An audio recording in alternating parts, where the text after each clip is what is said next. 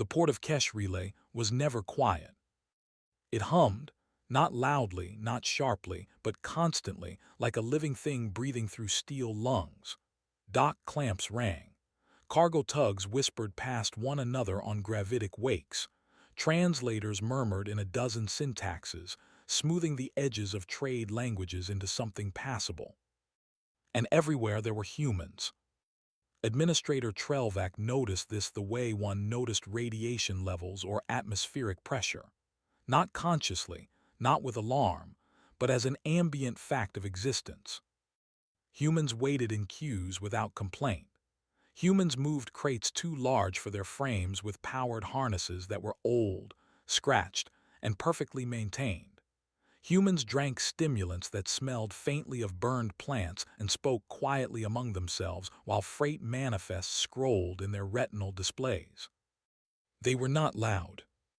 They were not proud. They were simply present.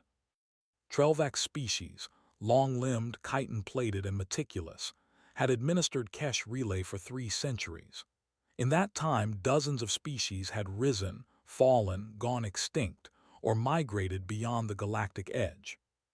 The humans had arrived midway through that span and never left. They did not dominate any sector. They did not control any choke point. They did not even demand favorable tariffs. Yet year by year, contract by contract, they became unavoidable. Food shipments, human agri-combines. Bulk ore, human mining cooperatives. Emergency relief, human logistics guilds, already en route before the distress call finished propagating. They were, as the analysts said, structural, and therefore harmless. Administrator. Trelvac turned his forward eyes toward the voice. A human stood at the edge of his platform, cranial fur cropped short, posture relaxed but attentive. Dockmaster insignia glowed faintly on her sleeve. Yes, Trelvac replied through his translator collar.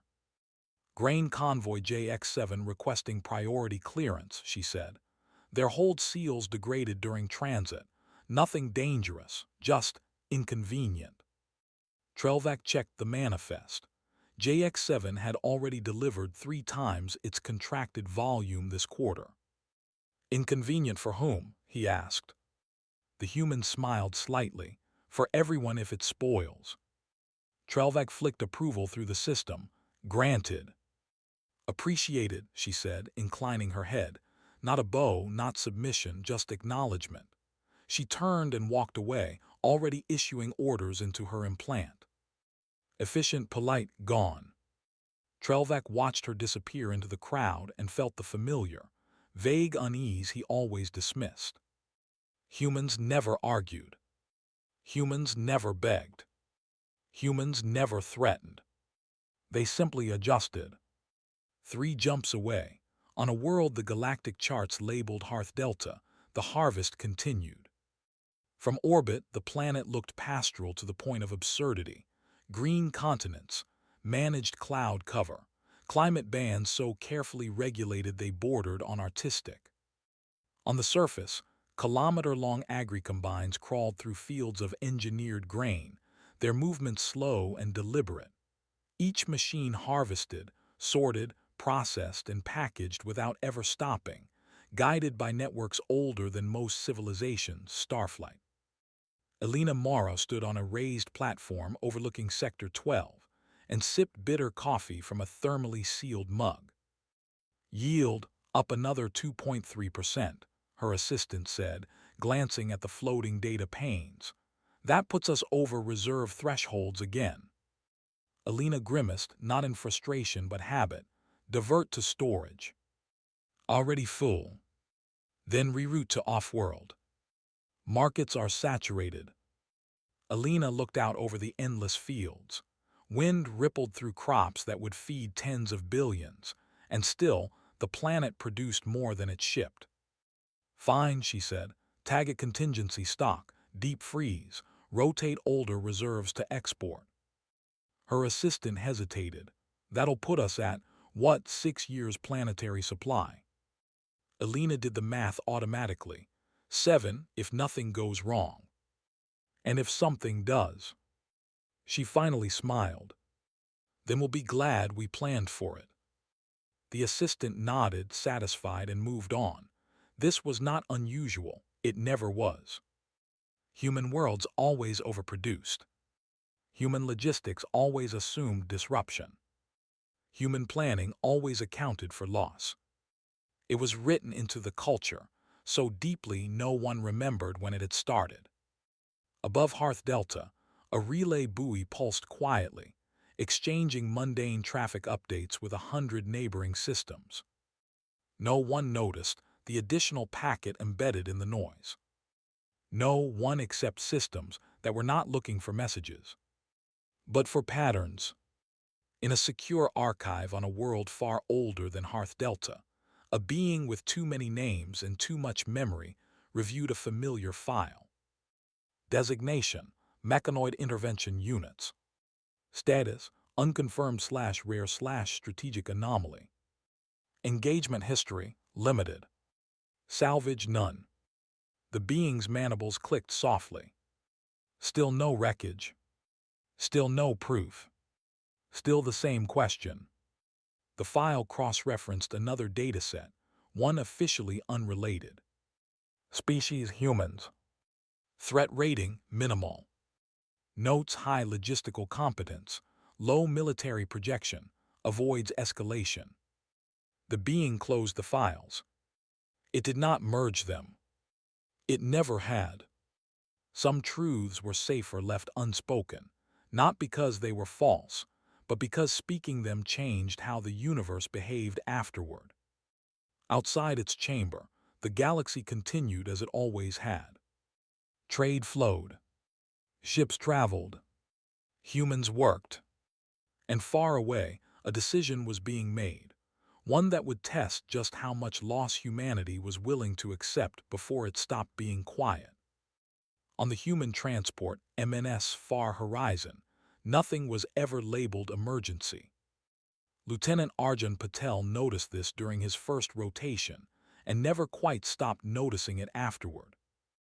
There were warnings, certainly, notifications, priority flags, color shifts in displays, but the word emergency, with its implication of panic, improvisation, and exception, simply did not exist in the ship's operational vocabulary. Instead, everything was a case. Case Amber: unexpected transit delay. Case Slate: partial system degradation. Case Iron: hostile action possible but unconfirmed. Each case had a checklist. Each checklist had redundancies. Each redundancy had a fallback. When Arjun asked his supervisor about it during training, the answer had been brief and almost dismissive. Emergencies mean you didn't plan, Chief Navigator Akoy had said. We plan. That philosophy permeated everything humans built. The Far Horizon was a civilian freight hauler, officially. Its hull plating was thicker than regulations required, not armored, just overbuilt. Its reactor ran at 60% capacity during normal operations, not for efficiency, but longevity. Its crew drills included things no civilian ship strictly needed. Manual navigation with no computer assistance. Cargo redistribution under simulated hull breach. Silent running, practiced without explanation. Arjun had once asked why they trained to shut down active emissions. Akoy had shrugged, good habit. On paper, human inefficiency baffled the galaxy. Why produce 3 times the food you consumed? Why maintain backup supply routes that were never used? Why keep entire fleets idle in orbital anchorages? Economists across Council space labeled it cultural inertia. Humans, they reasoned, came from a dangerous homeworld and had never quite shaken the instinct to hoard against disaster. That explanation was comfortable. It was also incomplete. Among humans, excess was not waste, it was margin. Margin for error. Margin for loss. Margin for choice. A human logistics planner did not ask, can we do this? They asked, can we still function if this fails, and this too?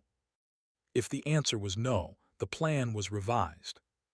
If the answer was yes, the plan was approved and quietly scaled further. On Hearth Delta, Elena Morrow attended a quarterly review with off-world auditors.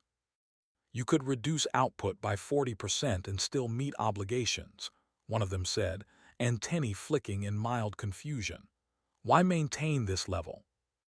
Elena answered honestly, "Because someday someone will try to take it." The auditors exchanged glances. "That seems pessimistic."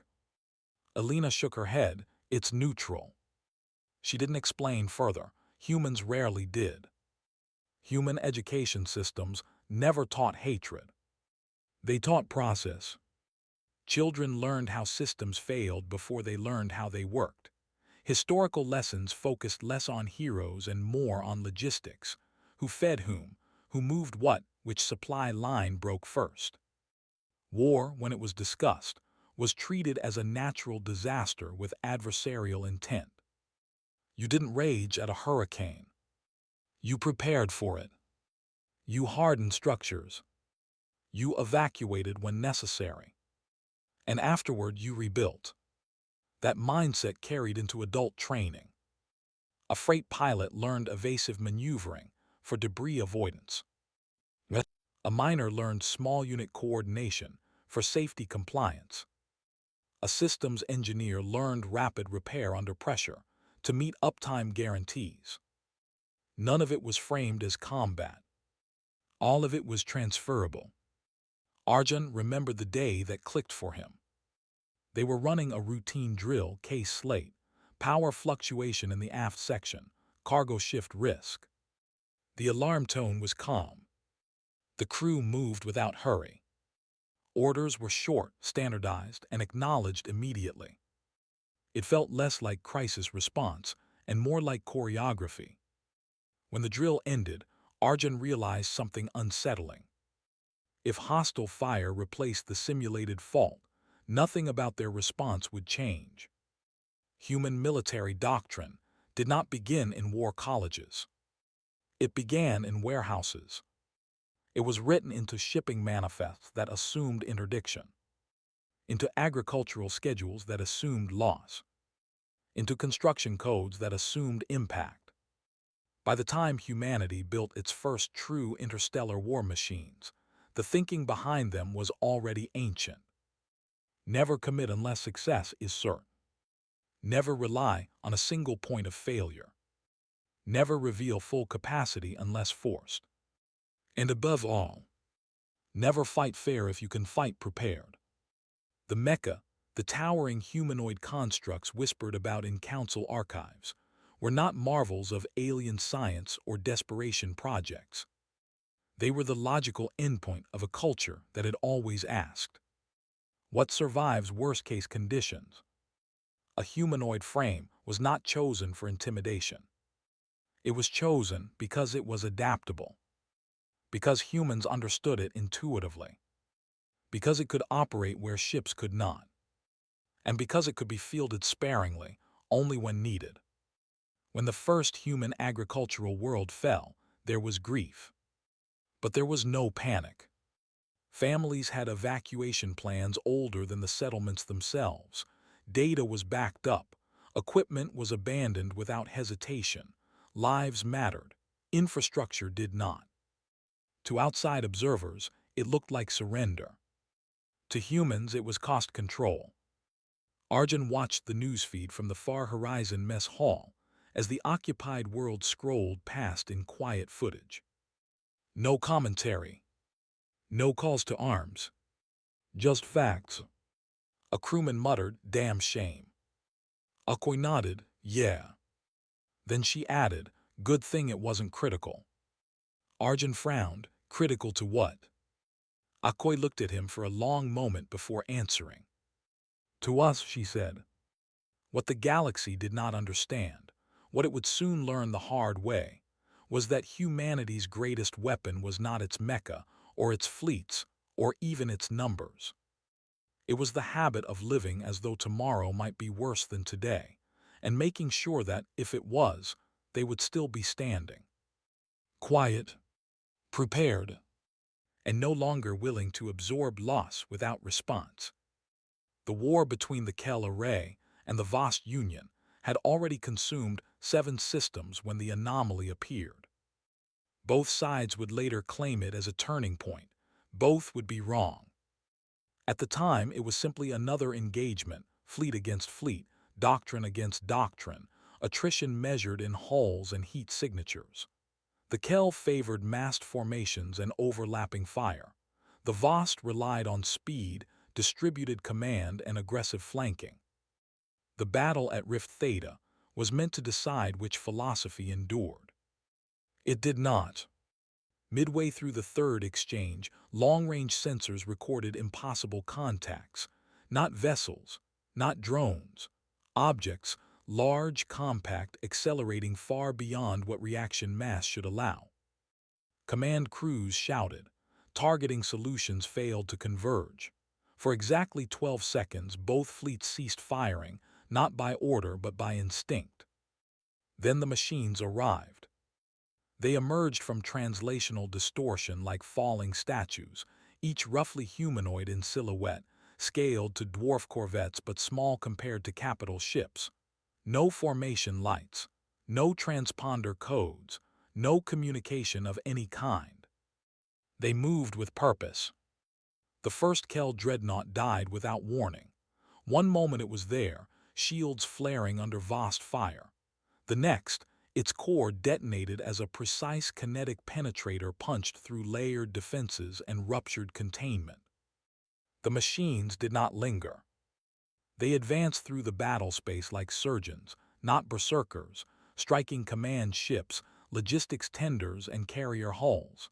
Missiles intercepted before launch. Power plants destroyed before evasive maneuvers completed. Vast admirals attempted to retreat. The machines ignored them until a Vast task group fired blindly into the chaos. Then the response was immediate and absolute. 3 machines broke off, closed the distance in seconds, and reduced the offending ships to expanding debris clouds. After that, no one fired. The intervention lasted less than 9 minutes. When it ended, over 60% of both fleets were gone. The machines withdrew as abruptly as they had appeared, vanishing into folded space without pursuit, without signal, without explanation.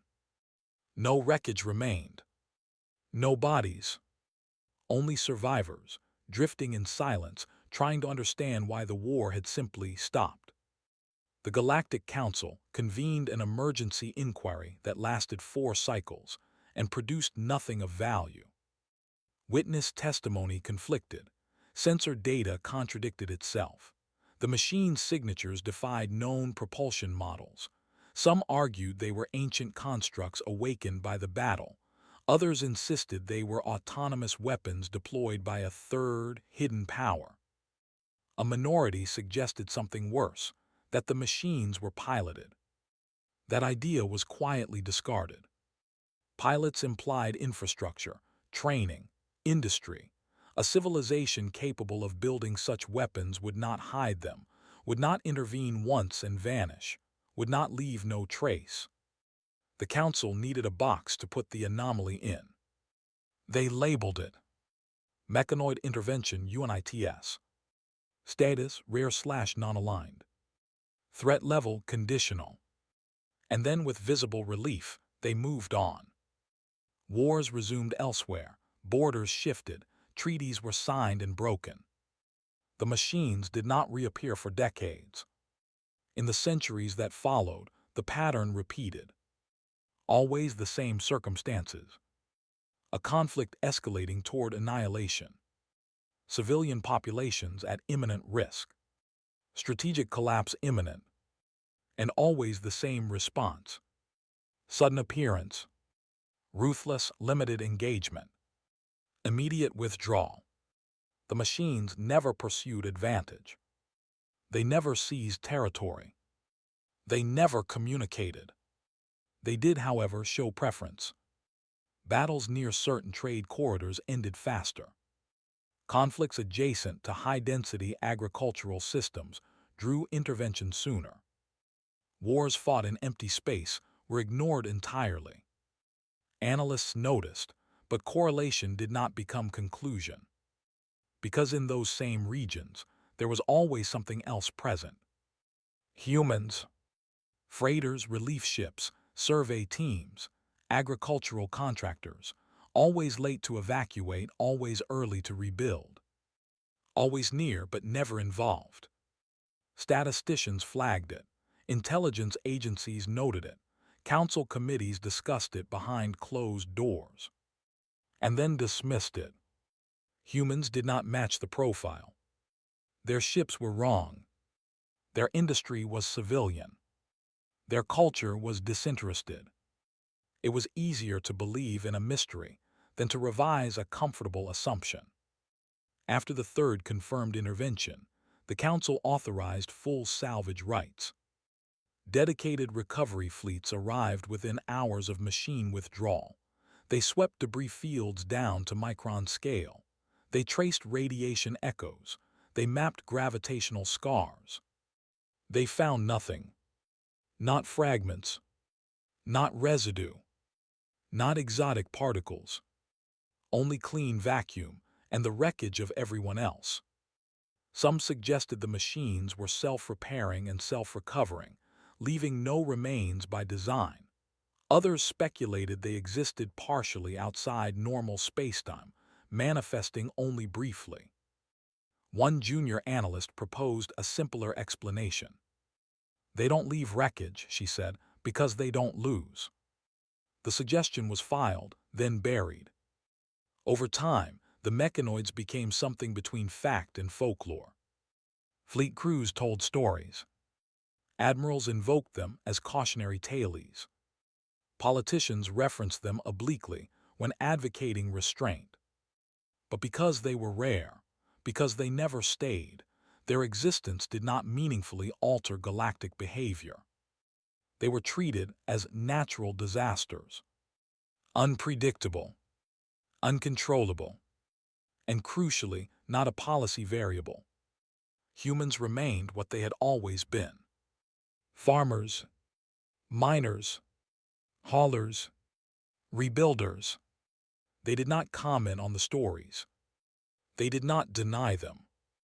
They did not ask questions. When pressed, human officials offered the same response every time. We have no knowledge of such entities. Which was true, in the way that mattered. On a world whose star had gone red before humanity learned to shape metal, an old species kept records others discarded. One of their archivists reviewed the mechanoid files and the human files side by side, as they had done many times before. This time, they did not separate them. The archivist did not raise an alarm, did not call a council session, did not warn anyone. They simply annotated the file with a private note, readable only to those of equal clearance. If these are the same actors, then the machines are not the mystery. The mystery is restraint. The archivist closed the archive and dimmed the lights. Elsewhere, an expansionist civilization reviewed star charts and agricultural output tables and made a decision that seemed, to them, entirely reasonable. Human worlds were productive. Human defenses were light. And the galaxy, as always, was full of species who mistook silence for weakness. Survivors were the problem. Sensor logs could be scrubbed, corrupted, reinterpreted. Black boxes failed. Data degraded. Analysts argued over margins of error and exotic explanations until meaning dissolved into noise. But survivors remembered. They remembered too much. The first to testify before the council inquiry was Commander Ishtal Vri, Kel Array Navy, sole surviving officer of the dreadnought Enduring Resolve. He had lost 3 limbs, 1 eye, and according to the medical board, most of his tolerance for crowds. He insisted on speaking anyway. They weren't berserkers, Vri said, mandibles clicking unevenly as his translator struggled with stress patterns. That's what everyone gets wrong. They weren't angry. They weren't even aggressive. A counselor interrupted. Commander, the machines destroyed. Yes, Vri snapped. They destroyed targets, not ships, targets. Silence followed. They ignored vessels that had lost command authority. They ignored ships venting atmosphere if those ships no longer posed a threat. They killed our flag bridge while our secondary command still had power, and then they left us alone. He leaned forward. They knew who mattered. The official report summarized his testimony as combat stress, induced anthropomorphism. Years later, flight engineer Ralnek of the Vost Union gave an interview that spread quietly through private military forums. I saw one up close, Ralnek said.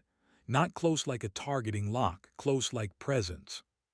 He described the machine matching velocity with his damaged cruiser, drifting alongside it amid wreckage and fire. It didn't shoot us, it didn't even point a weapon, it just looked like it was checking something. What? The interviewer asked. Ralnek's frill darkened. I don't know, that we were done, that we weren't a problem anymore. The machine accelerated away a second later and obliterated a command carrier 10,000 kilometers distant with a single shot. Ralnek never flew again. The myths grew sharper with repetition. Among spacer crews, the mechanoids became known as the line crossed and die. The auditors, because they arrived when costs grew too high. The last argument, because nothing followed them. None of these names appeared in official records, but every veteran knew them. A medical transport pilot named Severitin survived an intervention near a contested refugee corridor. They didn't acknowledge us, she told a debriefing officer, but they adjusted their firing arcs around our convoy. You could see it, whole kill zones bent away from civilian vectors. Perhaps coincidence, the officer suggested. Severitin shook her head violently. No, coincidence doesn't track 300 independent objects at once. Her testimony was classified and sealed. Patterns emerged despite suppression. The machines never fired first in a system, never escalated beyond what was required, never stayed once balance was restored. And most unsettling of all, they sometimes waited. Several survivors described moments, seconds or minutes, where the machines held position, absorbing fire without response, as if allowing someone the chance to stop, as if escalation was a choice. One declassified fragment from a border skirmish contained a single line from an unnamed survivor. It felt like they weren't fighting us. It felt like they were correcting us. The Galactic Council eventually stopped soliciting survivor testimony, not because it was unreliable, but because it was consistent. Too consistent to be comfortable. In private, militaries adjusted doctrine. They trained for withdrawal instead of victory. They established escalation limits they could not articulate publicly. They began asking a new question in war games. At what point do we invite intervention? No one asked by whom. Among humans, the stories circulated too. Dockside rumors, half-joking warnings, old spacers telling new ones what to do if the metal giants ever showed up. The advice was always the same. Don't shoot if you don't have to. Shut down if you're beaten. Get civilians out of the way. And if they appear, stand down. Humans listened to these stories with polite interest, sometimes with faint smiles, never with surprise. Because myths, after all, are just truths told from the wrong side of the veil. And humanity had always been very careful about which side it stood on. The Rathun Combine prided itself on rational conquest. They did not raid. They did not burn worlds for spectacle. They acquired. They optimized. They integrated. Their fleets were not symbols of glory but instruments of policy, each hull justified by return on investment projections vetted by entire ministries. When the Combine's Strategic Acquisition Council reviewed human space, the conclusion seemed inevitable. Humans were everywhere. Humans owned little. Humans defended less. The data was unambiguous. Human-held agricultural worlds produced staggering surpluses, but did so inefficiently. Redundant infrastructure, excess storage, overbuilt transport. From a Rathun perspective, it was sloppy, wasteful. And waste to the Combine was opportunity. "We are not discussing annexation," High Strategist Corval said, tapping a claw against the projection. "Only corrective stewardship." Murmurs of approval rippled through the chamber. "Peripheral worlds first," another advisor added. "Low population, minimal defense presence, test reaction thresholds." "And if there is resistance?" asked a junior analyst. Corval flicked a dismissive gesture. "Then we reassess. Humans have never resisted anyone." That last statement went unchallenged. The target world did not even have a proper name in Rathun records. Human Agricultural Node, HD 447C. Population, negligible. Strategic value, low. Psychological value, moderate. Rathun fleets translated in system with perfect precision. No warning shots, no declarations of war, just efficient orbital dominance followed by ground deployment. Human response was odd. No planetary shields activated. No defensive batteries fired. No militia mobilized. Instead, evacuation traffic spiked. Civilian transports lifted off in orderly waves. Storage vaults were sealed. Power grids were shut down sector by sector as if following a script. Rathun commanders exchanged confused glances. "They're abandoning it," one said. "Smart," another replied. "They know when to cut losses." Within days, the world was secured. And nothing changed. Human food exports across the sector continued uninterrupted. Prices didn't fluctuate. Relief convoys did not reroute. The loss barely registered in galactic markets. Rathun analysts updated their models. Conclusion: human capacity significantly exceeds visible requirements. Implication: further acquisitions viable. That was the moment the mistake became fatal. Humans did not protest the seizure. Their diplomats lodged formal objections, polite, meticulously worded, legally airtight, and utterly devoid of emotion. They requested evacuation guarantees. They asked for timelines. They thanked Rathun commanders for their cooperation. Behind the scenes, however, something changed. Shipping routes adjusted. Maintenance schedules tightened. Training cycles lengthened. Human ships began arriving in ports already stocked, already crewed, already certified, just a little faster than before. No one noticed the pattern because no single change was alarming.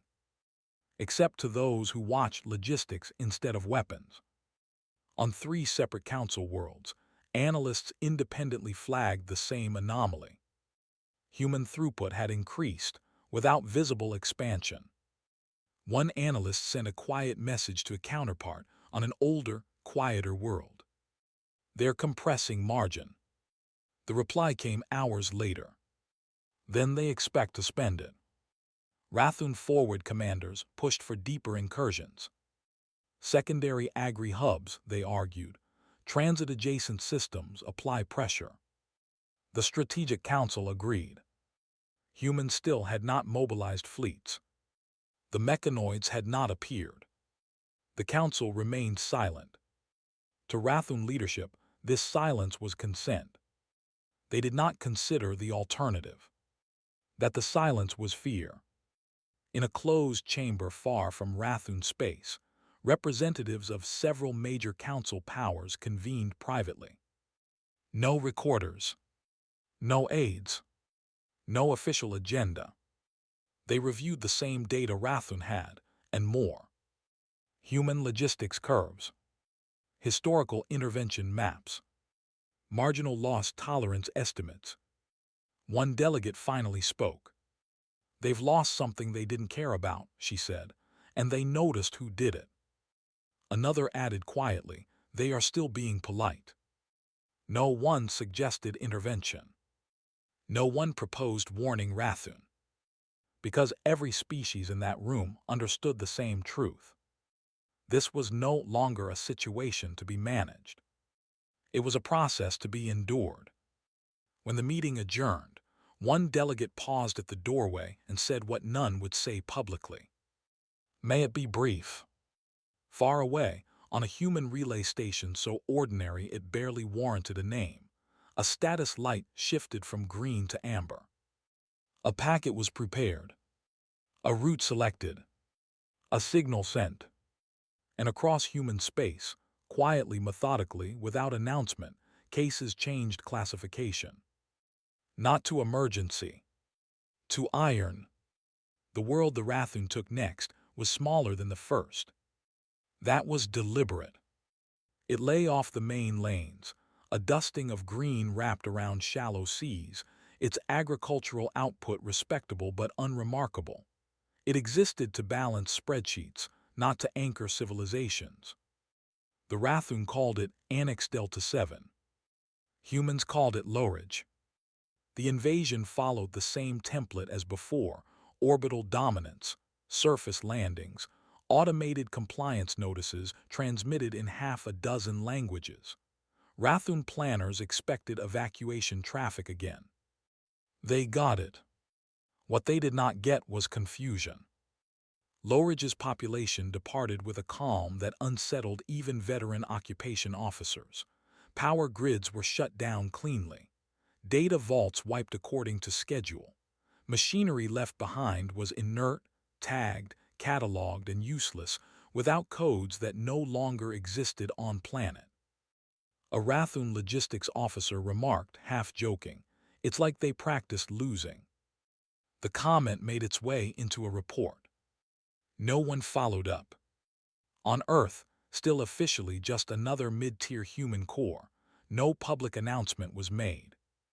There was no broadcast, no address, no mobilization decree.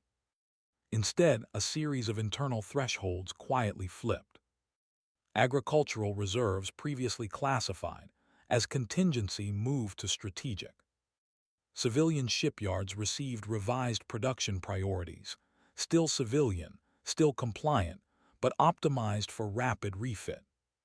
Training schedules crossed a line where safety margins gave way to performance ceilings. In human planning language, Lowridge was not a tragedy. It was data. And the data now showed a trend. 2 worlds lost. Both small. Both tolerated. Projected Rathun trajectories now intersected systems that humans did care about. That was the line.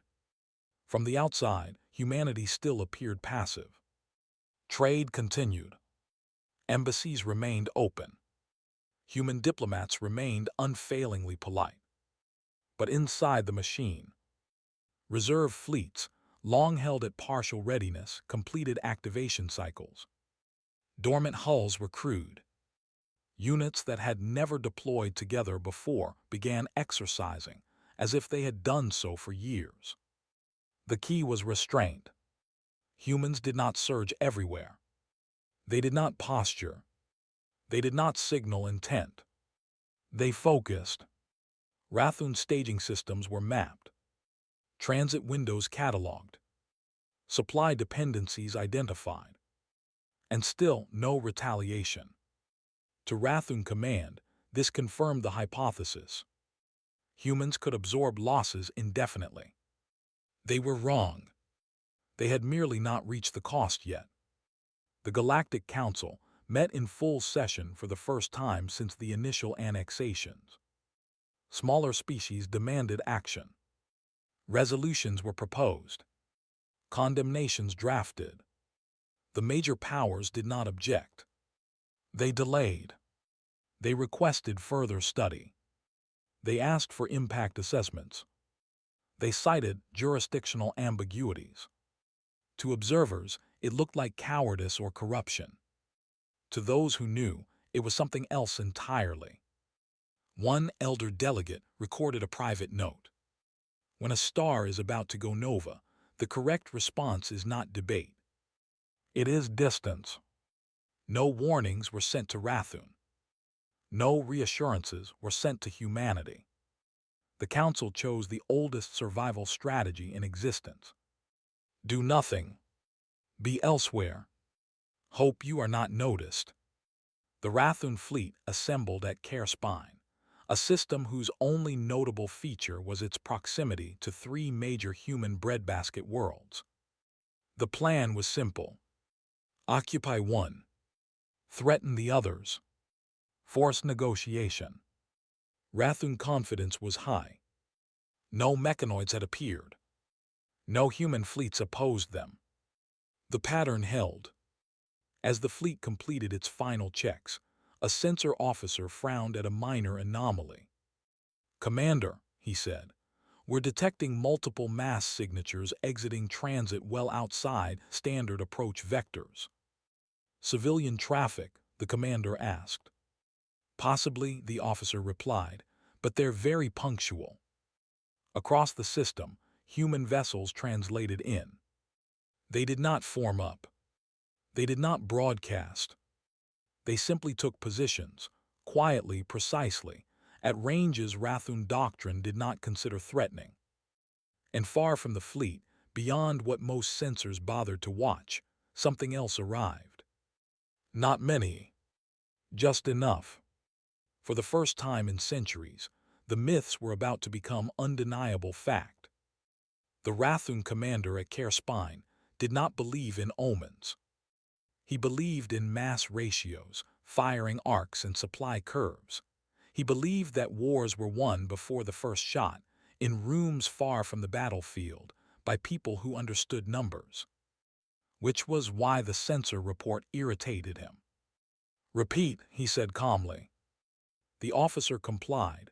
Multiple contacts, not vessels as such, compact, high mass density, translational emergence inconsistent with known civilian drives. "How many?" A pause. "Unknown, sir. Our filters keep trying to classify them as debris. They are small." Small was acceptable. Small was irrelevant. "Bring them up on tactical," the commander said, "and keep focus on the human ships. They're the variable." The human ships were exactly where they had been minutes ago, spread out, unthreatening, broadcasting standard traffic identifiers. Bulk haulers, service craft, a few things that might have been escorts if one squinted. Nothing that justified alarm. Then the anomaly resolved. The tactical display sharpened, and the room went quiet. The objects were humanoid. Not metaphorically, not approximately. They had torsos, limbs, and heads in proportions unmistakable even through abstraction. They were larger than strike craft, smaller than corvettes, and they were falling into formation, controlled, deliberate, as if gravity itself had been instructed to behave. No transponders. No emissions. No communication. Just presence. "Are those machines?" someone whispered. The commander did not answer. He had read the reports. Everyone had. The myths filed away under unlikely but noted. The stories veterans told when they drank too much. He had never believed them. "Target them," he said. The fire control officer hesitated. "Sir, our solutions." "Target them." The Rathun fleet complied. The opening volley was textbook. Long-range kinetics, missile spreads, layered fire meant to saturate, probe, and overwhelm. It was not excessive force. It was standard doctrine against unknowns. The mecha did not evade. They absorbed. Point defense lit space with precise, disciplined fire, intercepting missiles one by one. Kinetic slugs struck armored plating and shattered, their energy dispersed across surfaces designed to take far worse. Then the mecha moved. Not as a swarm. Not as individuals. As units, they advanced in short bursts, vectoring off one another, covering arcs that overlapped with mathematical elegance. When they fired, it was not dramatic. It was decisive. A Rathun cruiser lost its command module to a single penetrator that threaded shields, armor, and bulkheads as if they were suggestions. Another ship vanished under a converging beam strike that sliced its reactor cleanly away from the hull. No wasted shots. No missed targets. The Rathun fleet attempted to adjust formation. The mecha were already there. "They're not many," the commander said, forcing calm into his voice. "Count them."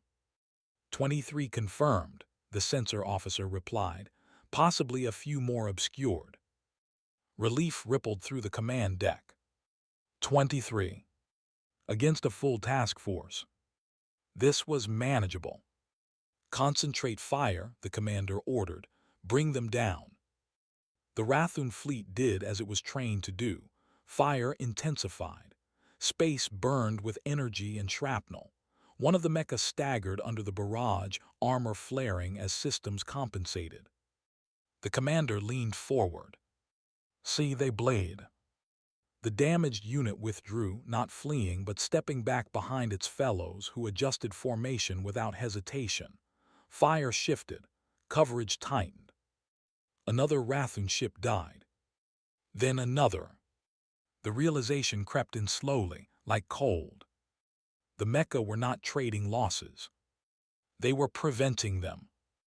Every movement was conservative. Every engagement calculated. They disengaged the instant a situation threatened parity. They were fighting like something that could not afford to lose. And therefore would not. The Rathun commander opened his mouth to issue another order. He never got the chance. The channel opened without request, without handshake, without protocol. "This is the Terran Defense Force." The voice was calm, human, unaccented by stress or triumph. "You are engaged with humanity." Silence crushed the command deck. The commander felt something unfamiliar coil in his thorax. Disbelief. "You are mistaken," he said automatically. "This is a matter between the Rathun Combine and—" "You have seized 2 human worlds," the voice replied. "You are staging for a third. Your forces are within escalation parameters." A pause. "Withdraw." The commander stared at the tactical display, at the 23 machines methodically dismantling his fleet. "And if we do not?" The reply came without hesitation. "Then this continues. No threats. No boasting. No appeal. Just statement." The commander understood then, too late, that the stories had never been about invincible machines. They had been about limits. And humanity had just informed him he had crossed one. Across the system, human ships that had seemed so unimportant began to move. They did not charge. They did not fire. They closed lanes. They cut vectors. They isolated. The Rathun fleet was no longer fighting an enemy. It was being contained. The commander felt the full weight of the council's silence settle on him like a verdict.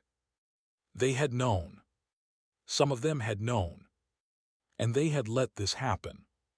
"Order a retreat," he said quietly. The sensor officer looked up, eyes wide. "Sir, our exit vectors." "I know," the commander said. "Do it anyway."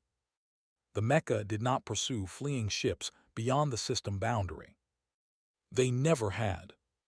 But as the Rathun fleet broke and ran, battered and bleeding, one truth became unavoidable across every channel, every sensor net, every horrified observer feed in the galaxy.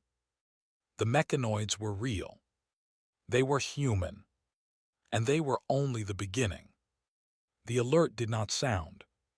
There were no klaxons, no flashing red overlays, no shouted orders racing through corridors. Instead, Lieutenant Mara Ionescu's wrist implant pulsed once, soft, deliberate. "Case iron confirmed." She finished tightening the seal on her gloves before she acknowledged it. "Unit Atlas, check in," she said, voice steady. Green indicators bloomed across her visor one by one. Atlas 2 ready. Atlas 3 green. Atlas 4 standing by. Atlas 5 systems nominal. No excitement, no bravado. This was not a moment of drama. It was a transition. The hangar aboard TDF carrier Horizon's wake was cavernous, but quiet.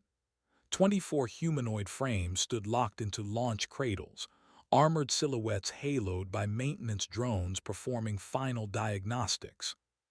They were not pristine. Scoring marred plating. Field repairs showed where ablative layers had been replaced with slightly mismatched panels. These machines were not ceremonial. They were used. Mara climbed the access ladder into her frame, Atlas 1, and settled into the control cradle. The cockpit sealed around her with a familiar pressure, interfaces blooming to life in layered transparency. Neural sync initiated. Muscle mapping aligned. Balance confirmed. Her machine did not become her. It listened. Sync 98.7%. Weapons hot. Ammo full load. Mission profile, denial/containment. Containment. Not annihilation. Not pursuit. Just stop. Atlas lead, came Commander Hashino's voice over the secure channel. Rules unchanged. Mara nodded, though no one could see it. Confirm, she replied. No pursuit beyond system boundary. Civilian vectors protected. No losses if avoidable. A brief pause. If unavoidable, Hashino asked. Mara's jaw tightened. Then acceptable losses are ours. There was no disagreement. Human doctrine did not trade civilian lives for military advantage. It traded machines. And if necessary, people who had already accepted the cost. Launch clamps released in sequence. The sensation of freefall followed, brief and stomach-lurching, before inertial compensators caught up and space opened around her. Stars wheeled. The system resolved.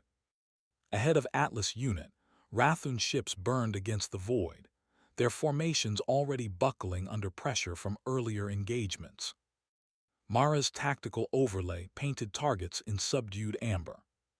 Command vessels. Logistics hulls. Fire control nodes. No civilians. No fleeing ships. Atlas, Mara said calmly, execute pattern Delta. The unit responded as one. They did not rush.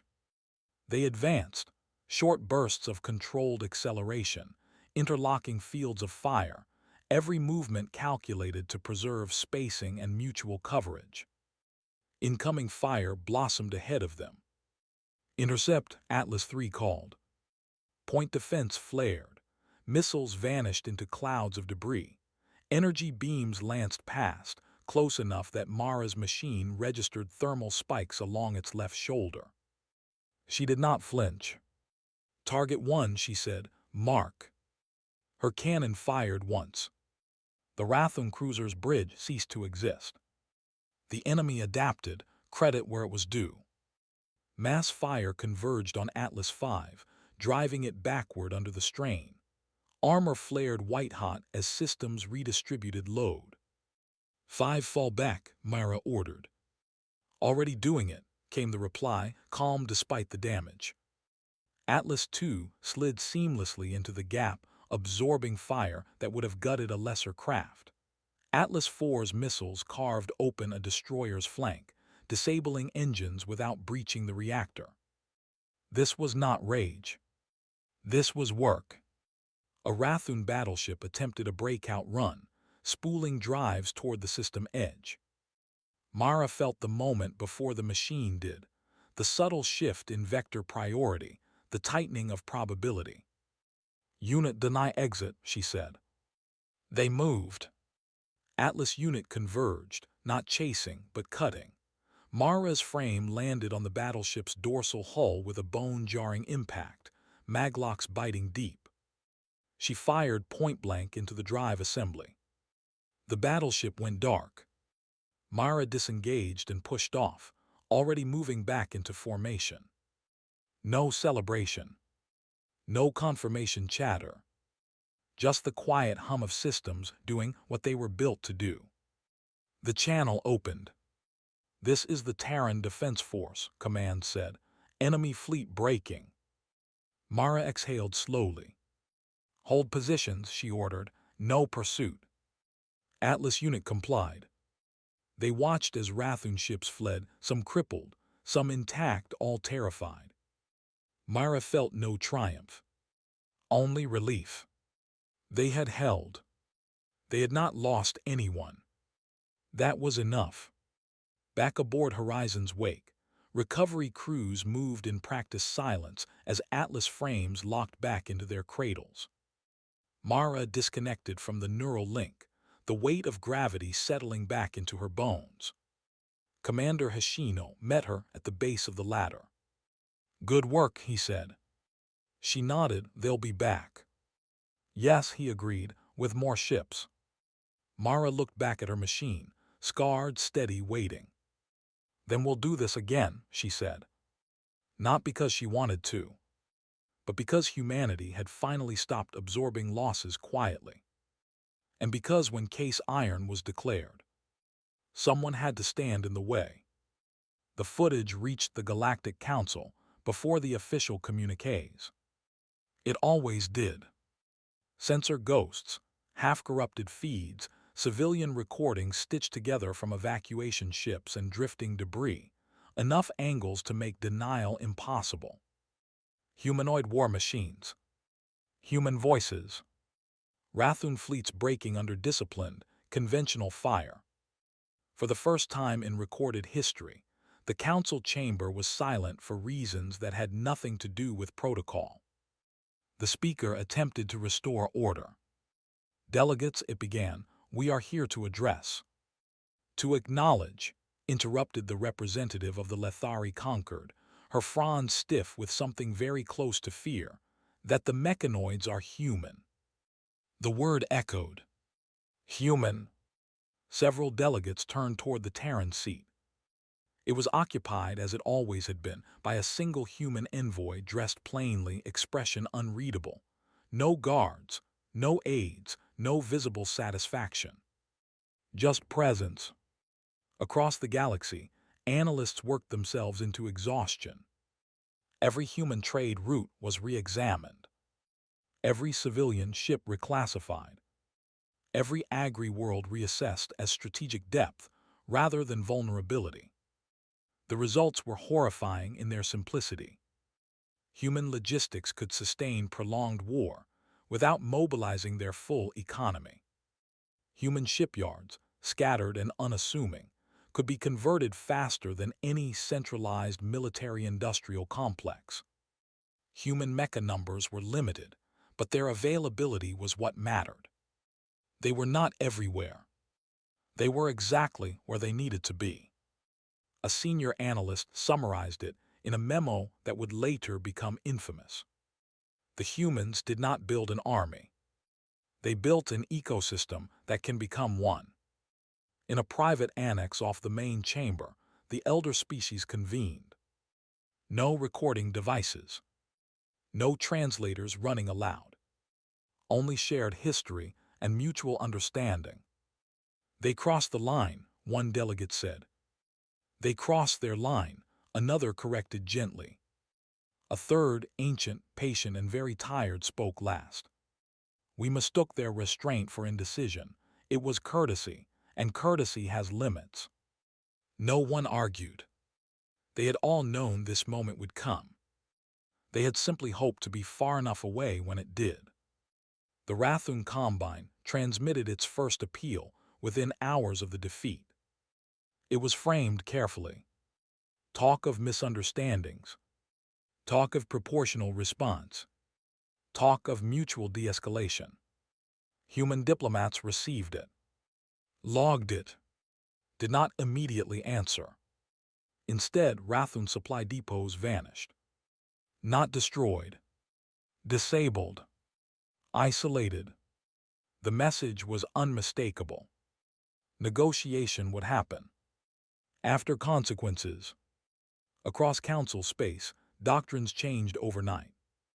Navies revised escalation thresholds. Commanders added new training modules. Human contact scenarios.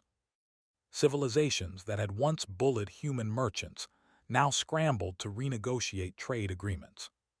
Humans were polite. They always had been.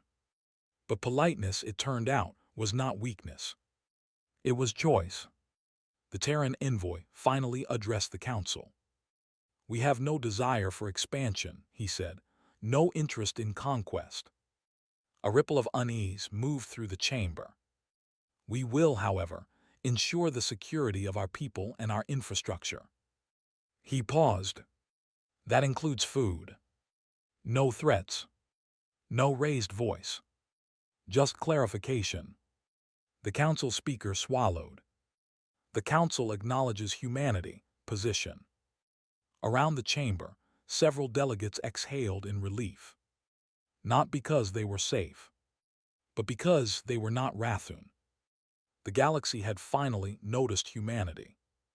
And humanity, having been noticed, had no intention of backing down.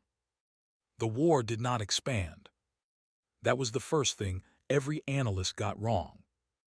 They expected fronts, theaters, months of maneuver as humanity pushed outward.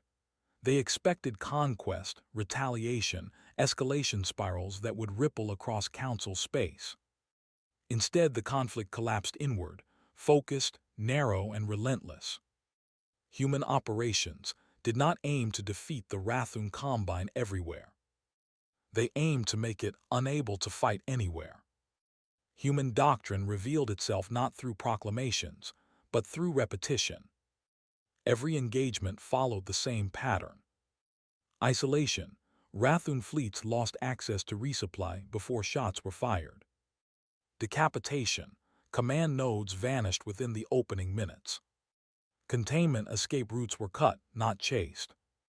Termination. Only after resistance proved persistent. There was no pursuit for glory. No annihilation for vengeance. When a Rathun unit powered down, human forces disengaged. When it reactivated, they returned. Relentlessly. Atlas unit redeployed 3 times in 14 days. Mara Ionescu stopped measuring time in hours and started measuring it in cycles. Launch, engage, recover, repair, repeat. They were never sent alone. Human fleets now moved openly. Dense, disciplined formations of ships that had once been written off as civilian traffic. Their weapons were conventional, their hulls unremarkable, but they fought like crews who had trained together for decades. Because they had. Atlas frames acted as force multipliers, not spearheads. They broke hard points. They neutralized threats that would cost fleets time. They made impossible approaches routine. And always the same restraint. Enemy fleet powering down. Atlas II reported during the siege of Varick Gate. Mara watched the tactical overlay dim as Rathun icons shifted from hostile red to inert gray. "Hold fire," she ordered. "Mark and monitor." Atlas III exhaled audibly over the channel. "They learn." "Yes," Mara said, "eventually." High Strategist Corval watched the map shrink. Not territory, capability. Shipyards fell silent as supply chains broke. Fleets sat idle for lack of fuel, ammunition, or command coherence. Worlds still flew the Rathun banner, but it meant nothing without the ability to project force. Human strikes never targeted population centers. They targeted options. Corval realized too late that this was worse than annihilation. "You can recover from defeat," he said quietly to his aides. "You cannot recover from." The Galactic Council remained in session throughout the campaign. Delegates watched the war unfold in real time. Every feed delayed just enough to provide deniability. Smaller powers demanded intervention. Petitions piled up. Motions were introduced and buried. The major powers said nothing. In private chambers, their reasoning was brutally consistent.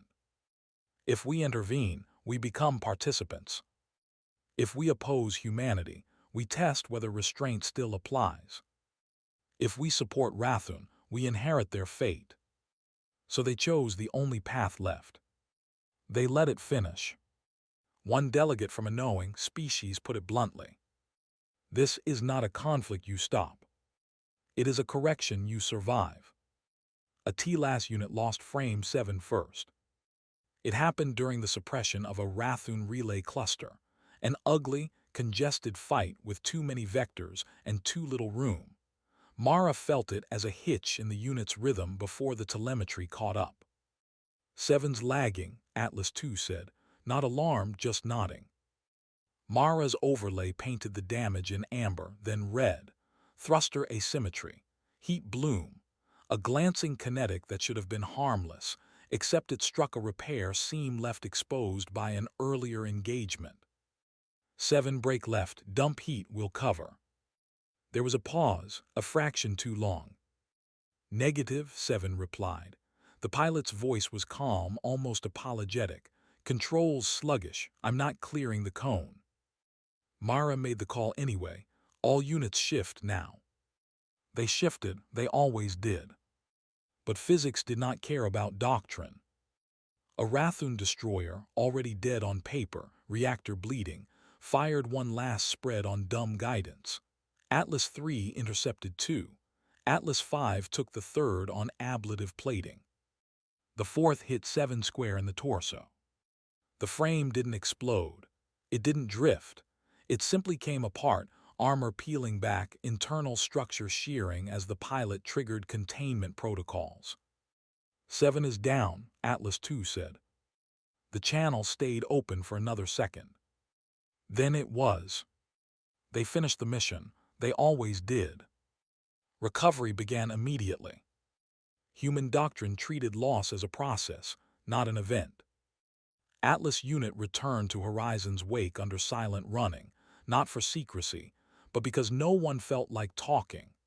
The hangar crews worked anyway, hands steady, movements practiced, faces set in that particular human expression that meant later. Mara climbed out of Atlas 1 and didn't remove her gloves. Commander Hashino met her at the deck. Pilot confirmed, he asked. Mara nodded. Containment engaged, no recovery possible. Name. She swallowed, Lieutenant Tomas Vale. Hashino closed his eyes for half a breath. Then, log it, we'll notify family through command. No platitudes. No speeches. The loss went into the ledger. They did not replace frame 7 immediately.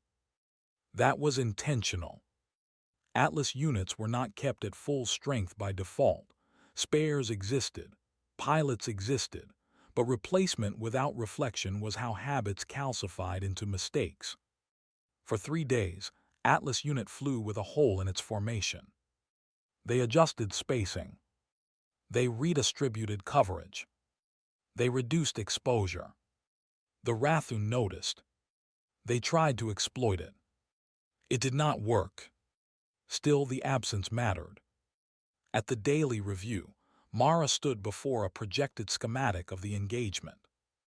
The seam, she said, highlighting the impact point. We accepted a temporary patch 2 cycles ago to stay on tempo.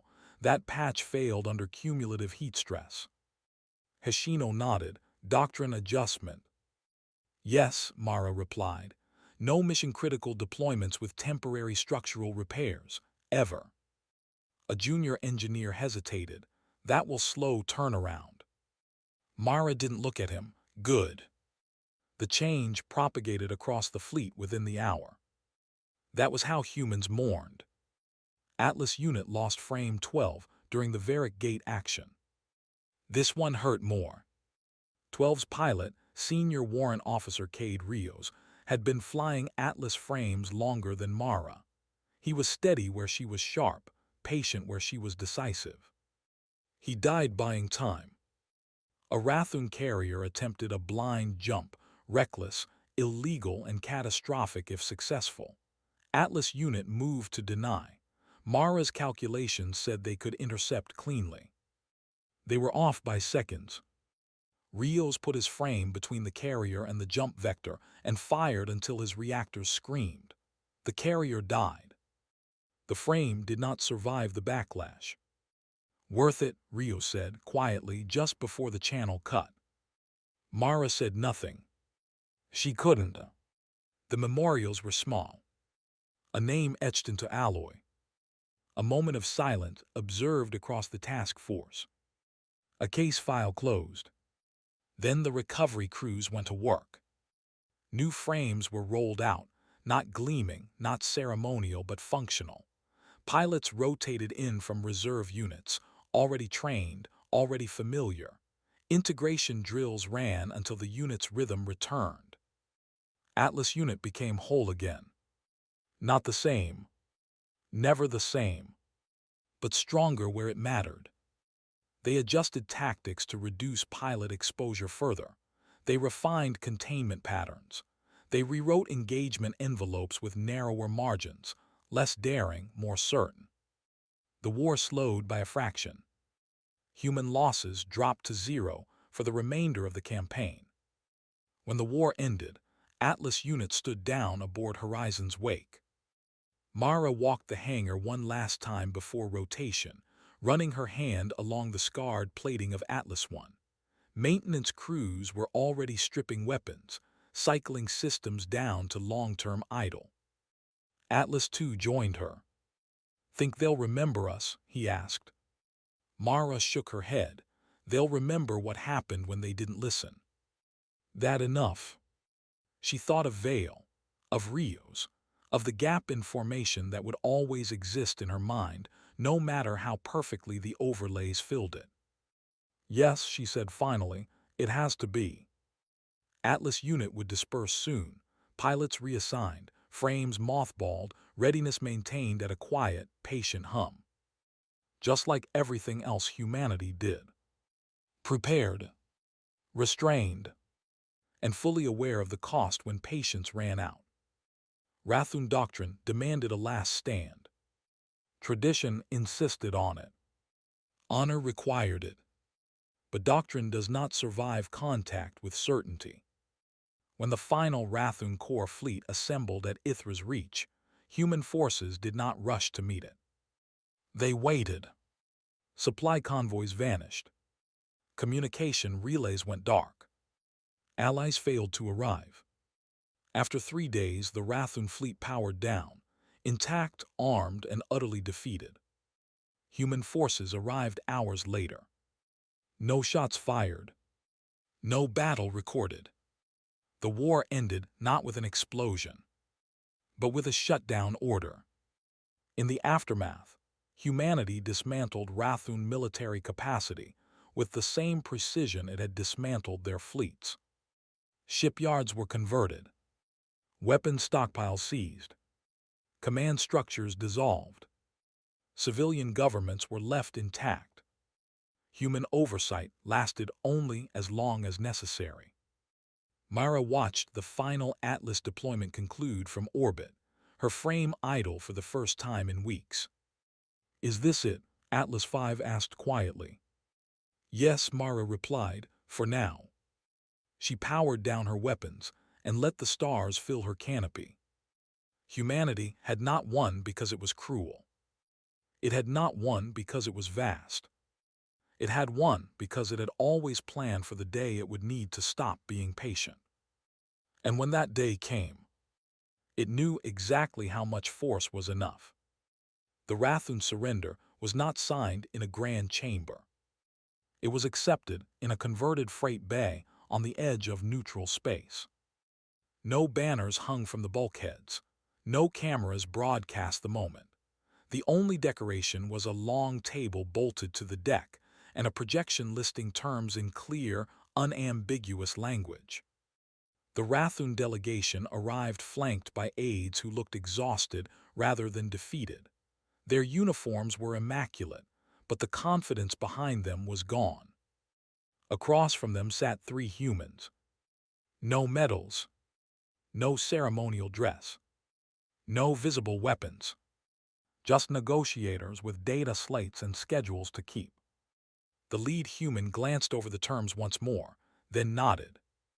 "These conditions are acceptable," she said. "Disarmament corridors will open immediately. Civilian governance remains intact. You will not be occupied." The Rathun envoy hesitated. "And oversight?" "Temporary," the human replied. "Logistical, you'll know exactly when it ends." "And retaliation?" the envoy asked carefully. The human looked genuinely puzzled. "You surrendered," she said. "This is the end." The document was signed. A war concluded not with triumph, but with relief. Human fleets did not linger. Mecha units disengaged first, folding out of active space and vanishing back into quiet readiness. Conventional task forces followed, handing security duties over to neutral monitors and local authorities. What remained were humans in coveralls and utility rigs. Engineers, inspectors, transit coordinators. They reopened jump lanes, restarted stalled stations, helped Rathun crews bring reactors safely back online. To Rathun civilians watching from balconies and hab-block windows, it was deeply unsettling. The beings who had dismantled their military now calibrated power grids and complained about outdated connectors. One Rathun dockworker watched a human technician curse softly at a misaligned conduit and realized, with a chill, that this was not an occupation. This was cleanup. On the first seized world, the return began quietly. Human transports arrived on schedule, carrying families who had left months earlier. Habitats were powered back up. Fields were replanted using stored seed stock that had never left orbit. Alien administrators, reassigned to advisory roles, expected tension. They found none. Human farmers nodded politely. Human children asked curious questions. Human supervisors reviewed damage reports and moved on. A Rathun official assigned to monitor compliance remarked to his superior, "They are treating this like a delayed harvest." The reply came hours later. "That may be how they treat wars." Not all aliens left human space. Some traders remained, uncertain at first, then reassured by familiarity. Human ports did not change procedures. Fees did not increase. Contracts were honored as written.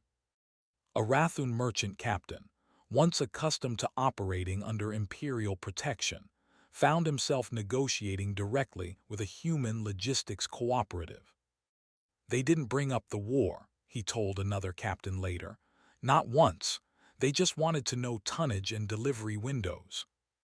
Trust returned not through speeches, but through invoices paid on time. The Atlas frames were sealed into storage with methodical care. Not hidden, not dismantled, preserved. Pilots rotated out, reassigned without ceremony. Some returned to civilian shipping. Others took training posts. A few disappeared into classified roles no one asked about.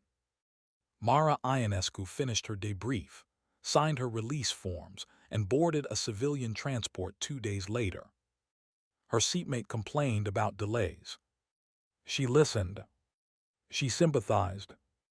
The galaxy had almost burned. The transport still left late. That somehow mattered more. Across former Rathun territory, life resumed unevenly.